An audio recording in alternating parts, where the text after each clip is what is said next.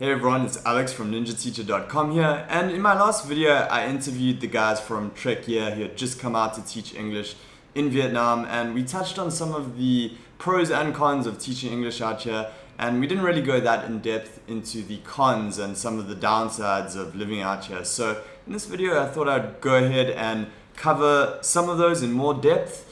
And just to start off, let me say I do love Vietnam. I love living here.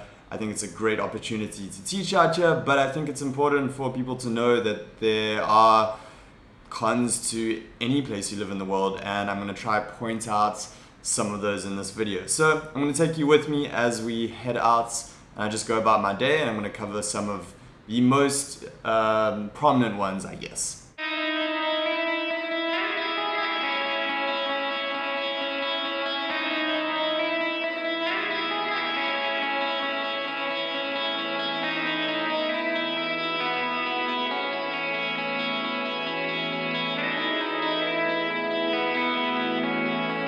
So I'm about to pick up some groceries, and I thought I'd just tell you a little bit about what you can't find very easily in Vietnam in terms of food. So I'm outside a Co-op Mart right now, which is a big chain of grocery stores here where you can find most of what you need, but there's a few things that's a bit tricky to find. Okay, I finished up my grocery haul, and I've got 2 dozen eggs, bananas, some chicken breasts, some cut up vegetables, 4 apples, butter, baguettes, and some sweet potatoes. That came to 257,000 dong, which is 11 US dollars. So that's pretty good. Like, that's almost a week's worth of groceries. So that's less than $100 per month on groceries that I spend. So that's good. So groceries are cheap, but there are a few things that it's hard to find that annoy me, is things like good dairy products. You can't find plain Greek yogurt very easily. You can't find cottage cheese. There is butter, it's imported usually. Milk, it's really difficult to find just plain fresh milk. All of it's what we call in South Africa long life milk, I guess, like pasteurized processed milk, and it really doesn't taste that good at all. Also berries, I always like to buy berries, but they're hard to find, as well as bread. So that baguette that I bought is actually really good, but it's hard to find good bread in general. Some people have told me that bagels are really good in Vietnam. There's a couple of places that sell bagels. You can get bread, but I found that there's a lot of sugar in it, and that's another thing in Vietnam. Lots of sugar in most foods. And even if you say no sugar, kum dung, it's like you still get sugar in a lot of the stuff you order. So that can be a little annoying. So in general, it's not hard to find most of the stuff you need, but the specialty items that are more like Western style foods are harder to find. A lot of the fresh stuff you can go to markets and buy. You can buy food cheaper than I got it for if you go to a market. However, the upside for all those things I just mentioned is there are specialty food stores where you can get pretty much everything you want. Like, you can get big bags of frozen berries, you can get imported Greek yogurt, you can find almost anything you want at these specialty stores, but there's going to be a markup. If you eat out at Western restaurants, you can also expect to pay a bit more, maybe like $5 to $10 for a meal, whereas a local Vietnamese meal could be anything from $1 to $4, maybe something like that at a local restaurant. But other than that, food-wise, I don't think there's too many other cons. You can eat out really cheaply here. I know lots of people that only eat out, they don't cook at all. Kyle, for example, we did a video on his living expenses, and he lives on like $500 and something, just under $600, only eating out, and that includes his rent and everything like that. So a lot of people do that, and you can find vegetarian food, there's vegan restaurants even, so there's lots of options in terms of eating out. And otherwise, food, I can't think of too many cons. I haven't really got sick at all, like I think twice in 3 years in Asia from eating local food. So I think street food and local restaurants have got a bit of a bad rap because some people get sick from it. My experience is that for the most part it's fine to eat at almost every local restaurant I've come across. I'm pretty sure people are going to comment below and say cases where it hasn't been the case for them, but I can only talk from my experience. So I've found the food to be very good here in general.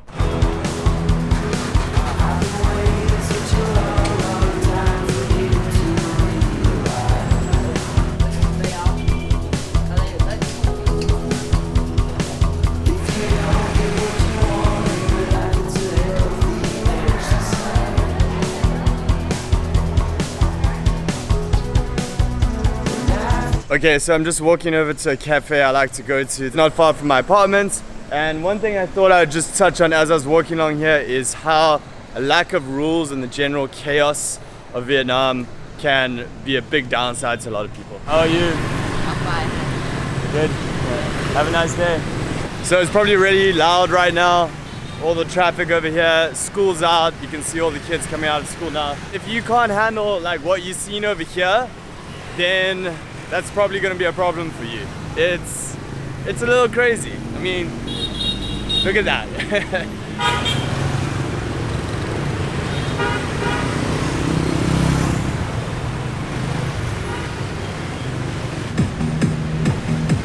Okay, so let's talk transport, because if you're getting around, there's two main ways that you can do it. In my opinion, I don't think the public transport is really that viable in terms of the buses. There's no trains or anything like that. So you either have your own motorbike or you use taxis and or apps to call taxis, like Uber or Grab. So having your own motorbike, well, that's awesome. You can rent one for about $50 per month. You can buy a decent one for like $400 to $500 per month. Some people get them as low as $250, but then you are getting a kind of old bike. That's what I did. I don't necessarily recommend that. Get a roadworthy bike, that's a good idea.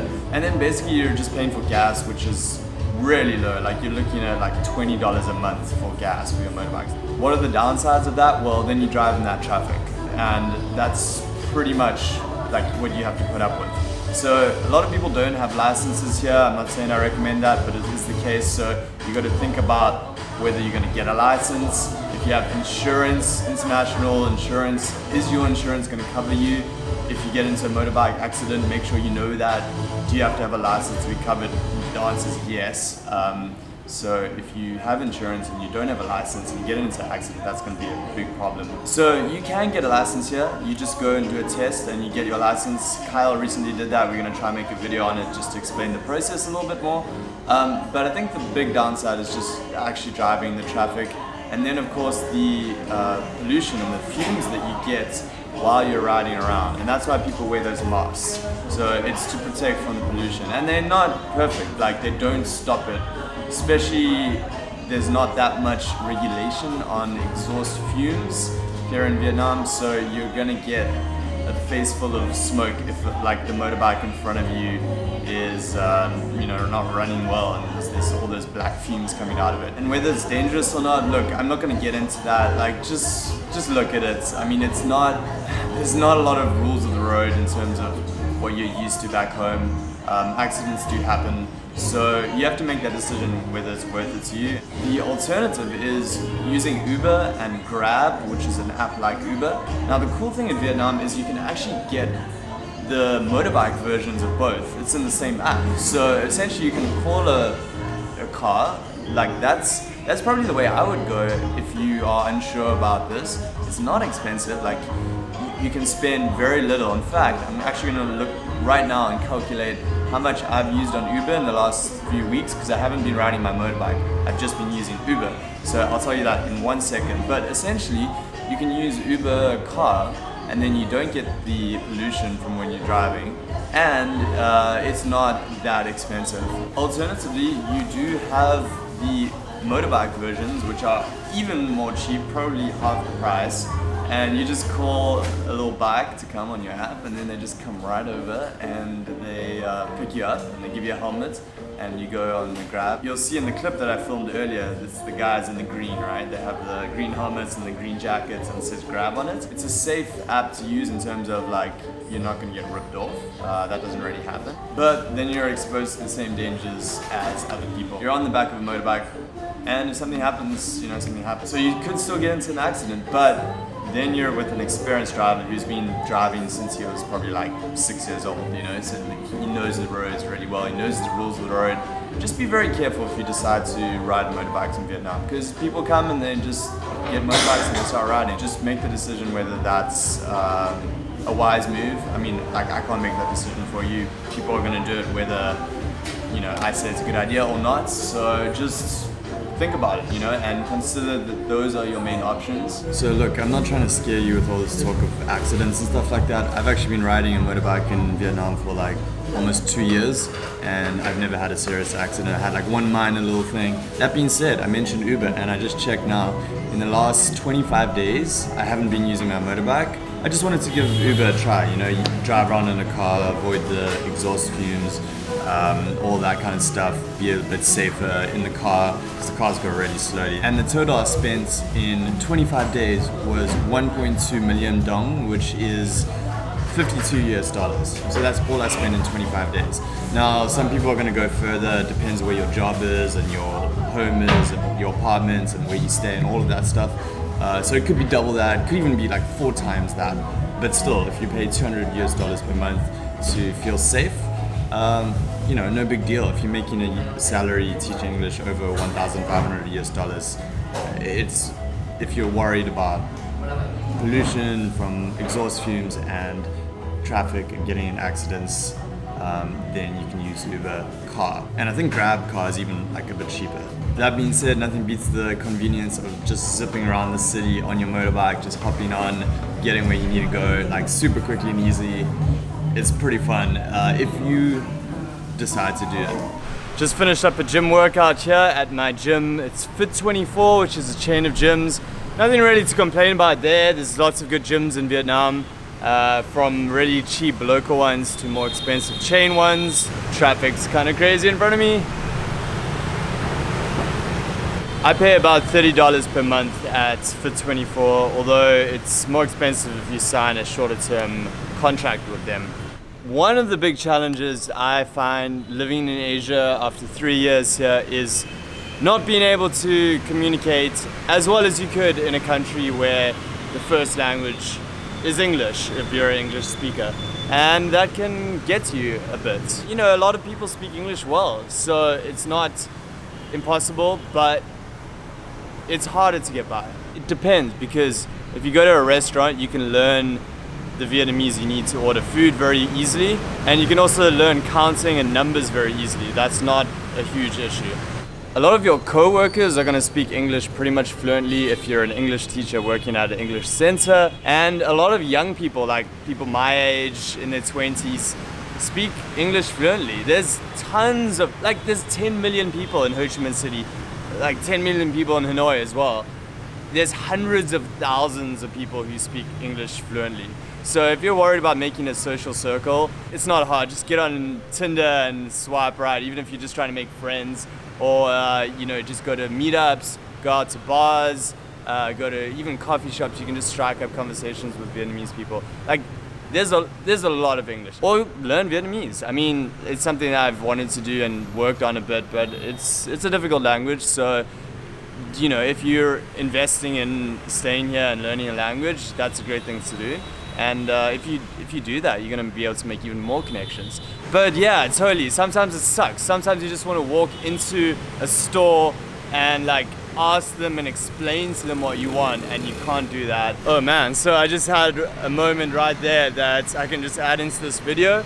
A taxi was pulling up, it was free, it had the lights on that it was free, and I signaled it down, and it just went past me slowly and then pulled in front of a girl 10 meters after me, Vietnamese woman, and he went to her instead of me. It just went past me.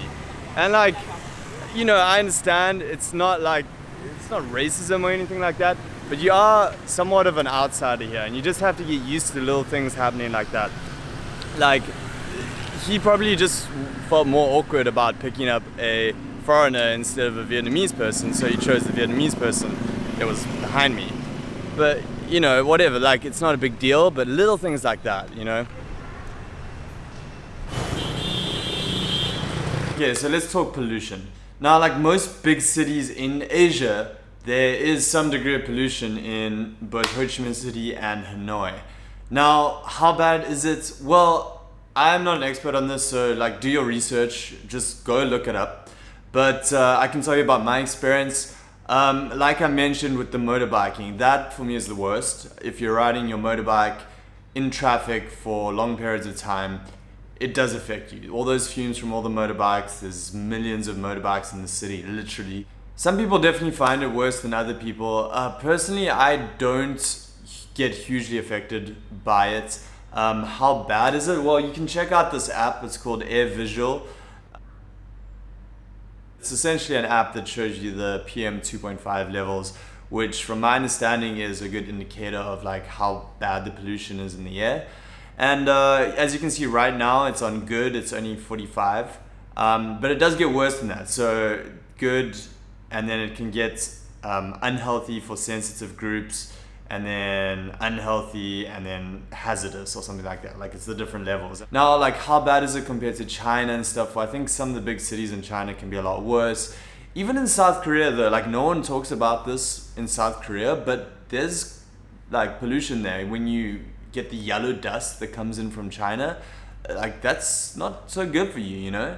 So, you know, I don't know what to say exactly on this because it exists and some people find it worse than others. Well, how do you decide, well, is it worth it to be exposed to some pollution, to live out here? I don't know, like I don't have all the answers here, but there's certain ways you can mitigate it. You can wear face masks while you're riding a motorbike. You can take an Uber. Like the last few weeks, I feel like I haven't been affected by it whatsoever because I take Ubers and then I am in like air-conditioned apartments or, you know, offices and cafes and stuff like that in meetings. Actually, when I first got to Hanoi, I didn't even realize that there was a bit of a pollution problem in Vietnam for like months. And, you know, I had no idea, like for quite a long time.